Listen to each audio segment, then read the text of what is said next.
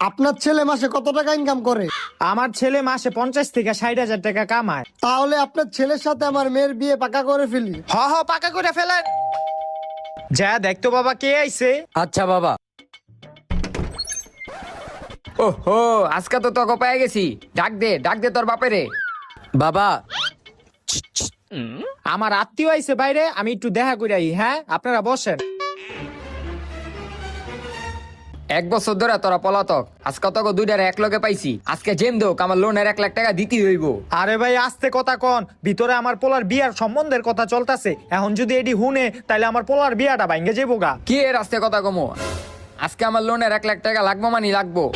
আরে আস্তে, এলোন আপনার লোনের 1 লাখ টাকা, এখন যান। খারান 1 মিনিট।